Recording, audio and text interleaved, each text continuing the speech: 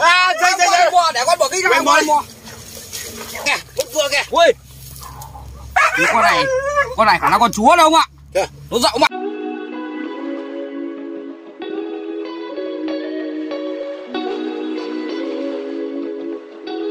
Ôi, kia đây kia. Đây. Chạy kia rồi, chạy vào. Đây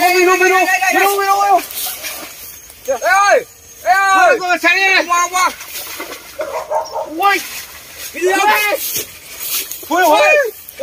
Đây, ông chạy ra để con đi ông ơi. Ôi giời ơi, to lắm.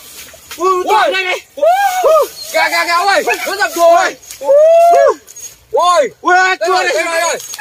Ông vẹn đâu đây, nó dập rồi này. Wow, nó dập rồi mạnh này. Ông bò đi đâu? Ui ơi. Đi không? À? Ui. Con gì nhỉ? Ui. Là con gì chết nó đi ông ơi. Ui. Mạnh đấy. Ôi kìa. Ui. Nó cắn ông ơi. Ui. Nó cắn đấy, nó cắn. Nuôi đập rác nhiều. Cá sấu ấy. Cá sấu. Ui. Các bạn con này con rắn hay con gì rồi, to đấy. Đó con gì ạ? Wow. Ui. À, dây. Để con bỏ cái ra mò.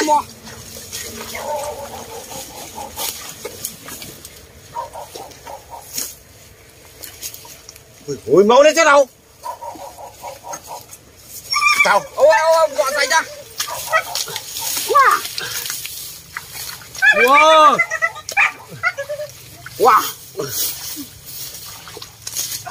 Ui đi nhỉ.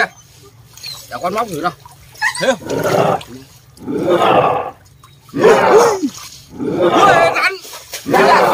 Rắn ông ơi. Wow. Có đuôi rắn không? Rắn. Wow. Không phải rắn đâu mày ơi. Nhưng không phải rắn đâu ạ. Ôi, cá chê. Cá chê. Ui ôi, cả họ cả hàng nó ở đây rồi. Cả họ cả hàng nó ở đây đúng không ạ? Wow. Móc. Ui, sâu này móc sâu được. Nhiều lắm. Cả họ hàng nó ở đây rồi. Ui. Wow. Ui. Nhiều chưa? Ui. Hàng hốc nó ở đây hết rồi. Ui, to thế. Dạ. Ui, kìa, nó vứt cua kìa. Ui. Cái con này khả năng con chúa đâu không ạ? Nó rộng mạnh lắm. Ui, nó khì nữa mà. Nó khì. Ui, đây rõ rồi. Đây. Wow. Ui, nó cựa ở trong. Wow. Ui, nó đâu rồi? Ui, đâu? Đây rồi. Anh thấy chưa? Đây rồi. Wow. Ui. Nhiều lắm không ạ? Hắn còn cả. Nhiều chứ. Ui. Con này đúng con chúa rồi. Ui, 1, 2, 3, 4 con rồi. 5 con rồi. Ui, hắn rồ. Hắn rồ đây không ạ? Wow, con này to lắm không ạ? Ui, chạy. Con này không ra, để con sang kia con phòng con ra. Ông đừng chắn nhá, ông đừng chạy nhá. Con phòng con ra ở đây.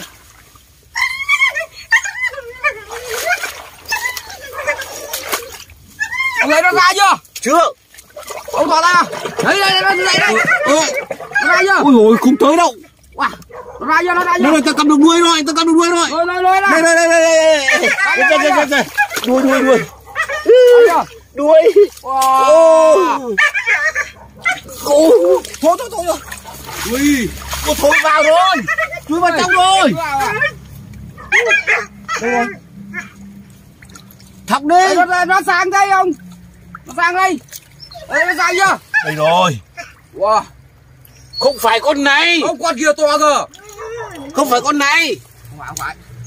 Ui, trong này còn rộng lắm đâu đấy. Ông thấy chưa? Ui. Đây rồi. Wow. Ra chưa? Ra rồi. Ôi, nó mắc xương. Wow. Ui ôi. Con này bên nào con chúa này. Này con chúa khổng lồ luôn. Ui, cá chúa. Ui, Còn con nào không? để con xem, để con móc xem. Ui, thằng con rồi. Thằng con à? Thằng con luôn. Đâu đấy. Ông ơi. Ông có thấy nó ra không? Nó còn cái ngãnh ở bên trong. Còn ngay nhá. Thế để con đấy tí con dã tiếp. Ông cho cáo đi để con đấy tí. Để Nguyên để con dí ra con nào không nào? Mày dí ra bên trong nào? Hướng ra nào. Quả nỗ luôn. Quả nỗ. Không thấy gì à? Phải nhớ hát ục ơi. Hát ục bây giờ phá rồi mà hết cái bời ra. Ui, khả năng nó hát ục ở đây.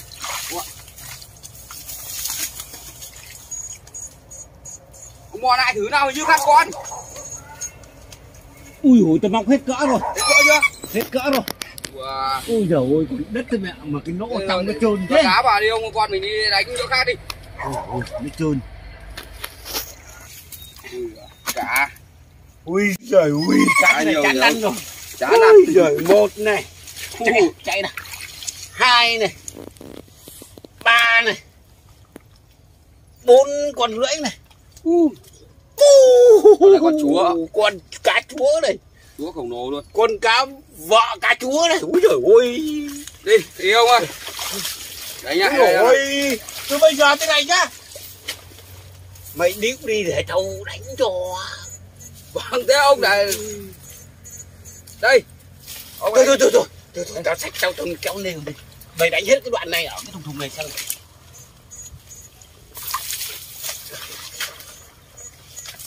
Wow. Ui. Cái gì không? Hai con. Thằng con á? Đưa ra. Ra để con gì? Con này đến trong này rồi. Đưa này. Trong đây rồi. Ông nhặt cái mấy con kia vào đi. Trong đây. Rồi ông nhặt vào đi. Để con gì? Đây, coi đây. Rồi, nó chết đây này ông ơi. Trên đây được. Vào. Mo. Thấy không? Chưa thấy á? Thẳng đây mà. Ôi chơi đây rồi. Chơi. Đâu? Chặt ở đây đâu, chặt đây. Chặt đây rau muống này. Ôi, Cháu nó gọi hẳn á. Nó bắt đầu nói. Ôi! Đây con nữa. Đây rồi. Wow. Lúc đâu rồi?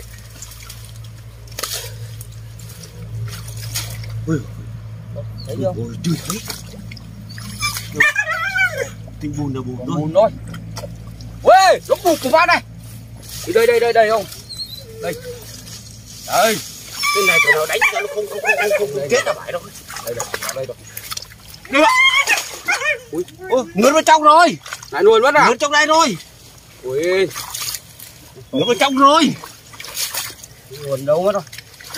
Nắm bùn thế này. Ui. Nắm rau này làm sao được? Ê, thấy không? Đây mày chặt đây.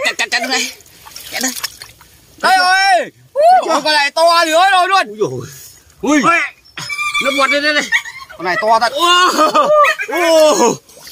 Thế nó bọt đấy. Ôi nó to này. Ui, con này to này. Ui dồi, nó ở bên dưới nó nùng nó cứ trườn. Ôi giời. Thế sao chán ăn đâu vậy? Dạ. Thôi về thôi. Không lại ra hết cái gì mà. Đưa ra hết đầy nhỏ đấy ông ơi. Thôi về thôi. Ôi. Thôi mày bê đi, tao điều kích cho. Ui. Tao điều kích cho tao không bê cá đâu. Bê con bê nhá. Con bê về hết về nhà con nhá. Không, bê mày chia chứ. Thôi rồi, bê hết rồi. Đi. Chào tất cả mọi người nhá. Nếu mọi người video của ông con mình hay và hôm nay đăng ký chia sẻ cho mấy ông con mình nhá. Ôi mệt quá, bây giờ nhừa cho nó bê cá các bạn. Cho về đi.